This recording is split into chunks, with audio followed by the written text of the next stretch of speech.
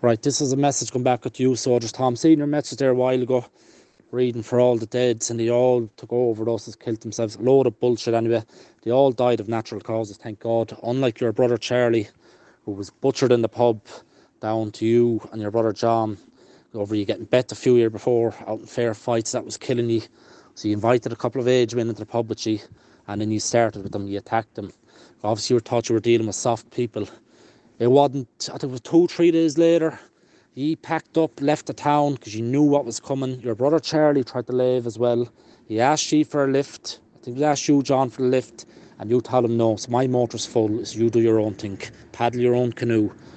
He went into the pub that evening, and what happened? He was butchered inside it, roaring and screaming, lying in a puddle of his own blood, crying for his brothers, crying for someone to come save him. And where were you two lads that caused the whole row? You were gone, lying in his own piss and shite, roaring, screaming, crying for someone to help him. And the two brothers left him behind. You're talking about the bad luck that's come out of this argument. You've had more bad luck than hers, please believe me. You have a lot of bad luck. You're talking about the dead. You must have no dead belong to yourselves, do you? What about your cousin there a couple of years ago that died in Dublin, that was killed in a cruel death, killed in a car accident, squashed by a lorry, out of his brain and drugs? What about that? Or your uncle Mike Ann, that suffered a long lingering death with the many diseases, AIDS, everything the man had.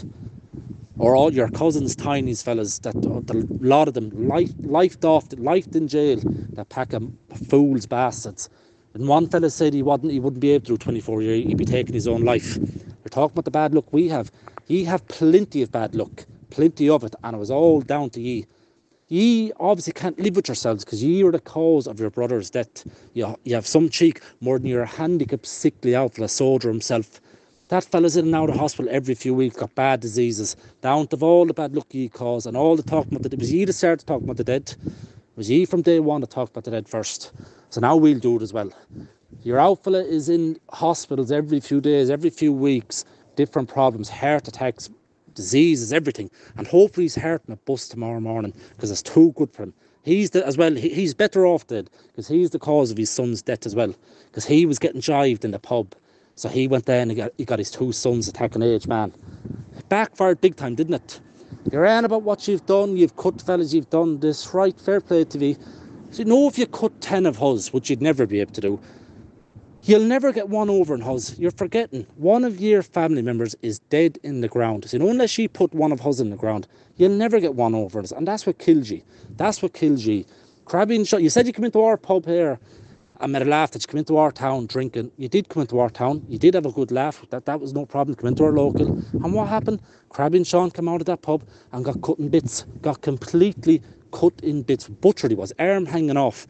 And didn't you, Soldiers Tom, didn't you make a laugh after when he was in hospital, nearly dead? Didn't you not say, oh, at least it wasn't one of his anyway? That's what you think of your gang members, a load of cabbages that you're never done making a laugh out of.